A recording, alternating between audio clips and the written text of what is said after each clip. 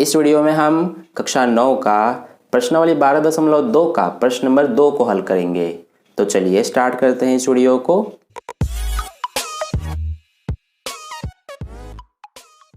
तो देखिए dear students, question number 2 में हमसे क्या कहा गया है कि एक चतुर्भुज ABCD का क्षेत्रफल ज्ञात कीजिए जिसमें AB 3 centimetre, BC 4 centimetre, CD 4 centimetre, DA 5 centimetre और AC 5 सेंटीमीटर है। तो देखिए डियर स्टूडेंट्स, हमारा इस क्वेश्चन के लिए जो आकृति है वो कुछ इस तरह की बनेगी। ठीक है, हमें इस ABCD जो चतुर्भुज है इसका क्षेत्रफल ज्ञात करना है। तो देखिए डियर स्टूडेंट्स, ये जो हमारा चतुर्भुज है इसका क्षेत्रफल हम डायरेक्ट नहीं निकाल सकते हैं, इसलिए हम क्या करेंगे कि जो ये हमारा चतुर्भुज है ये दो त्रिभुजों में बट रहा है। एक तो ये ABC त्रिभुज और एक ये ADC त्रिभुज। ठीक है, तो हम बारी बारी से सबसे पहले दोनों त्रिभुजों का क्षेत्रफल निकालेंगे हीरोन का सूत्र लगा के, और फिर दोनों त्रिभुजों के क्षेत्रफल को हम जोड़ देंगे तो हमें पता चल जाएगा कि इस चतुर्भुज ABCD का क्षेत्रफल कितना है। ठीक है, तो चलिए स्टार्ट करते हैं। देखिए सबसे पहले हम यहाँ पर त्रिभुज ABC यानी इस वाले त्रिभुज का क्षेत्रफल निकालते हैं। तो यहाँ पर हम लिखेंगे कि त्रिभुज हमारा इस त्रिभुज का क्या नाम है, ABC। तो यहाँ पे लिखेंगे त्रिभुज ABC में। तो देखिए इसमें हम हीरोन का सूत्र लगाएंगे। तो सबसे पहले हम इसकी तीनों भुजाओं को A, B और C मान लेते हैं। तो मान लेते हैं हमारी पहली भुजा A जो है ये 3 सेंटीमीटर है। ठीक है, तो ये हमने लिख लिया। इसके अलावा दूसरी भुजा जो है इसको B मान लेते हैं जो कि 4 सेंटीमीटर है, और तीसरी भुजा को C मान लेते हैं जो कि 5 सेंटीमीटर है। ठीक है, एक ये और एक ये।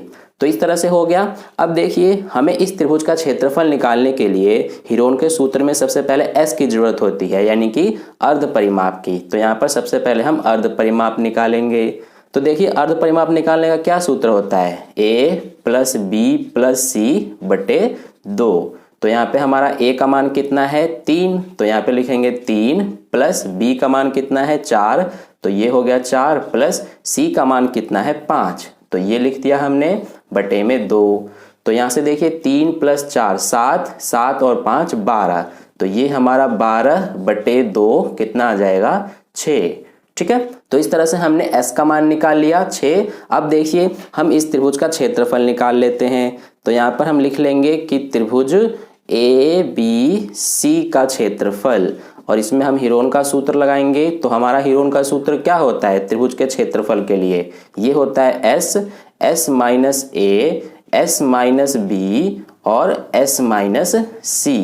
ठीक है, अब हम इस सूत्र में मान रख देंगे। तो सबसे पहले देखिए यहाँ पर हमारा S का मान कितना है 6, तो यहाँ पे लिखेंगे 6 ब्रैकेट में S - A है, यानी कि 6 - A का मान कितना है 3, तो ये लिखा हमने। फिर इसके बाद देखिए S - B है, यानी कि 6 - B का मान कितना है 4, तो ये हो गया 4, और फिर इसके बाद S - C यानी कि 6 - 5।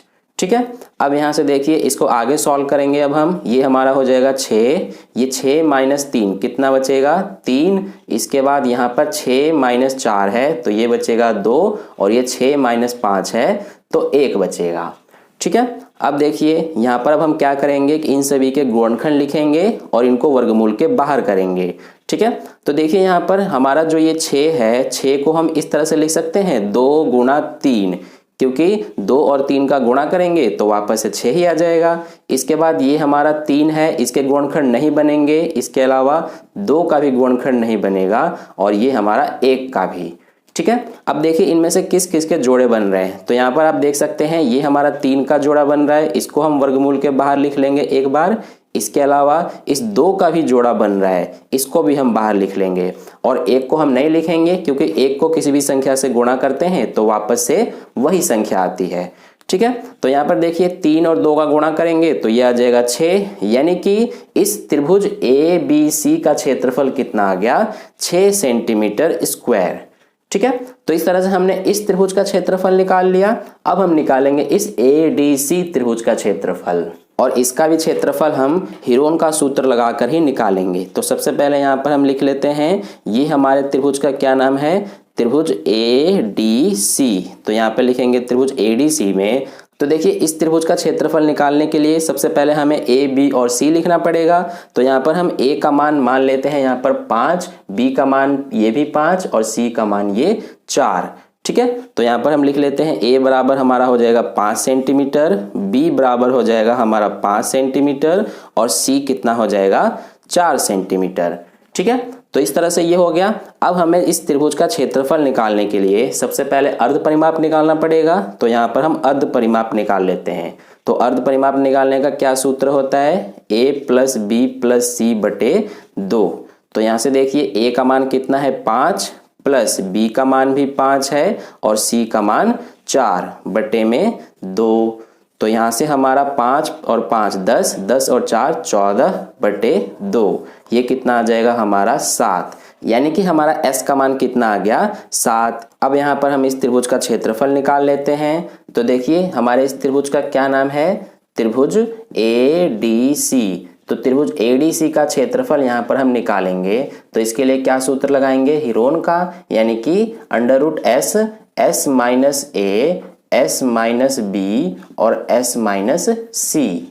ठीक है, अब हम इस सूत्र में मान रख देंगे।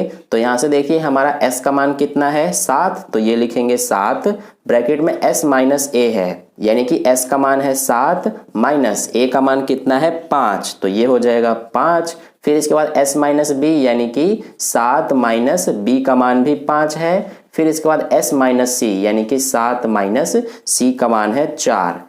ठीक है, अब इसको आगे सॉल्व करेंगे। तो ये हमारा यहाँ पर हो जाएगा 7, ये 7 में से 5 घटाएंगे तो 2 बचेगा, ये भी 7 में से 5 घटाएंगे तो 2 बचेगा, इसके अलावा ये 7 में से 4 घटाएंगे तो 3 बचेगा।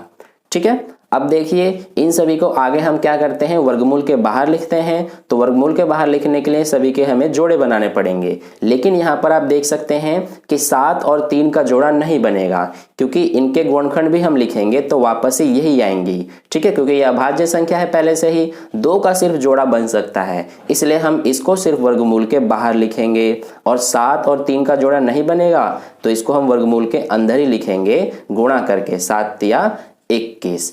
ठीक है, तो 2 वर्गमूल 21 ये हमारा आ गया क्षेत्रफल। अब हम क्या करेंगे कि जो ये हमारा वर्गमूल में 21 है इसका मान लिखेंगे और 2 से गुणा करेंगे आगे। ठीक है, तो देखिए यहाँ पर हम वर्गमूल 21 का मान कैसे लिखेंगे। आई होप आपको वर्गमूल 21 का मान निकालने आता है। देखिए मैं आपको एक बार बताता हूँ कैसे हम निकालते हैं। यहाँ पर मैंने लिखा 21, इसके बाद हम यहाँ पर 4 जीरो लिखेंगे दशमलव के बाद। 4 जीरो क्यों लिखे हैं, क्योंकि इसके 2 के 2 जोड़े बन जाए। ठीक है, और एक ये 21 का जोड़ा बन जाएगा। यहाँ पर हमने 2 जोड़े क्यों बनाए हैं, क्योंकि हम जनरली पॉइंट के बाद 2 अंक तक लिखते हैं। अब हम क्या करेंगे, इसको इस तरह से हम करते हैं, निशान बनाएंगे। और ये जो पहला जोड़ा है 21, इसमें हम क्या करेंगे कि कोई ऐसी संख्या लेंगे जिसका वर्ग करें तो 21 या फिर इससे कम आए। तो देखिए अगर हम यहाँ पर 4 लेते हैं तो 4 का वर्ग करने पर 16 आ जाएगा। अगर 5 लेंगे तो 5 का वर्ग करने पर 25, इससे ज़्यादा हो जाएगा। तो इसीलिए 4 एक बार यहाँ और एक बार यहाँ लिख देंगे। तो ये हो जाएगा 4 चौक 16। अब इसको हम घटाएंगे तो यहाँ पर बचेगा 5। ठीक है, इसके बाद हम क्या करेंगे कि ये जो 4 है इसका डबल यहाँ पर लिखते हैं, ये हो गया 8। और ये जो पॉइंट है इसको हम यहाँ ऊपर लिखते हैं। ठीक है, अब देखिए हम क्या करेंगे कि इन एक जोड़े को एक बार यहाँ पर उतार देंगे।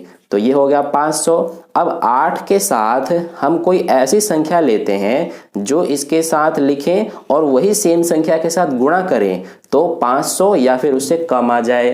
तो देखिए अगर हम वो संख्या 5 लेते हैं, यहाँ पर भी 5 और यहाँ पर भी 5, तो गुणा करने पर कितना आ जाएगा, 425 आ जाएगा। तो एक बार ये वाला 5 यहाँ लिख दिया और ये वाला 5 यहाँ पर लिख देंगे। ठीक है, तो ये हो गया। अब हम इसको आगे माइनस कर देंगे तो ये कितना बचेगा, 5 और ये 7। अब ये जो हमारा तीसरा जोड़ा है इसको यहाँ पर उतार देंगे तो ये हो गया 7500। अब हम क्या करेंगे कि ये जो हमारा 85 है इसमें जो इकाई का अंक है 5, इतना ही हम इसमें जोड़ेंगे। तो देखिए 8 5 है, इसका इकाई का अंक 5 है, तो ये जोड़ेंगे तो ये हो जाएगा 10 और ये यहाँ पर 8 और 1 9, तो ये हो गया 90। अब देखिए ये जो हमारा 90 है इसमें हम इसके साथ कौन सी ऐसी संख्या लें, यहाँ पर भी और सेम संख्या से गुणा करें तो ये 7500 से कम या फिर इसके बराबर आए।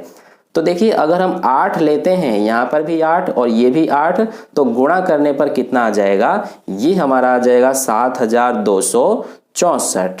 ठीक है, अब इसको आगे हम घटाएंगे नहीं, यहीं तक छोड़ देंगे। तो ये हमारा 8 जो है इसको एक बार यहाँ पर लिखेंगे और एक बार यहाँ पर।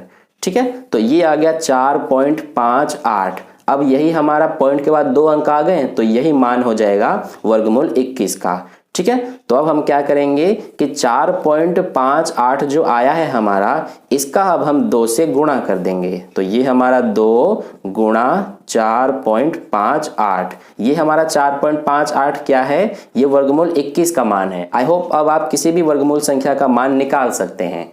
ठीक है, तो देखिए यहाँ पर अब हम 2 गुणा 4.58 का गुणा करेंगे, तो ये हमारा आंसर जो है 9.16 आएगा। लेकिन यहाँ पर देखिए पॉइंट के बाद 16 है, तो 16 हमारा किसके पास है, 20 के पास, इसलिए हम क्या करेंगे यहाँ पर कि इसको लिखेंगे 9.2। ठीक है, 0 क्यों नहीं, क्योंकि पॉइंट के बाद 0 का कोई वैल्यू नहीं होता है। तो इस तरह से 9.2 सेंटीमीटर स्क्वायर लिखा, और इसके आगे हम लिख देंगे लगभग, क्योंकि यहाँ पर हमारा एग्जैक्ट आंसर 9.16 आ रहा था, लेकिन यहाँ पर हमने लगभग में मान लिखा है, इसलिए यहाँ पर लिख देंगे 9.2 सेंटीमीटर स्क्वायर लगभग। ठीक है, तो ये आ गया हमारा इस त्रिभुज ADC का क्षेत्रफल। अब हम इन दोनों त्रिभुजों के क्षेत्रफलों को जोड़ देंगे तो हमारा चतुर्भुज ABCD का क्षेत्रफल आ जाएगा। तो देखिए यहाँ पर एरिया ऑफ ABCD यानी कि चतुर्भुज ABCD का जो क्षेत्रफल है ये किसके बराबर है, एरिया ऑफ ABC यानी त्रिभुज ABC के क्षेत्रफल के प्लस एरिया ऑफ त्रिभुज ADC यानी कि इस वाले त्रिभुज के क्षेत्रफल के। ठीक है, अब हम इन दोनों का मान रख देंगे। एरिया ऑफ ABC यानी कि त्रिभुज ABC का क्षेत्रफल हमारा 6 सेंटीमीटर स्क्वायर आया था, तो ये लिखा, प्लस एरिया ऑफ ADC यानी कि त्रिभुज ADC का क्षेत्रफल हमारा ये 9.2 सेंटीमीटर स्क्वायर आया था, तो इसको यहाँ पर लिख दिया। अब दोनों को जोड़ देंगे तो हमारा आंसर आ जाएगा 15.2 सेंटीमीटर स्क्वायर, और इसके आगे लिख देंगे हम लगभग, क्योंकि हमारा यहाँ पर जो त्रिभुज ADC का क्षेत्रफल है ये हमने लगभग में लिखा है। ठीक है, तो 15.2 सेंटीमीटर स्क्वायर लगभग हमारा आंसर आ गया इस चतुर्भुज ABCD का क्षेत्रफल। ठीक है, तो इस तरह से हमारा प्रश्न नंबर 2 का हल कंप्लीट हुआ। तो फिर मिलते हैं नेक्स्ट वीडियो में, तब तक के लिए धन्यवाद।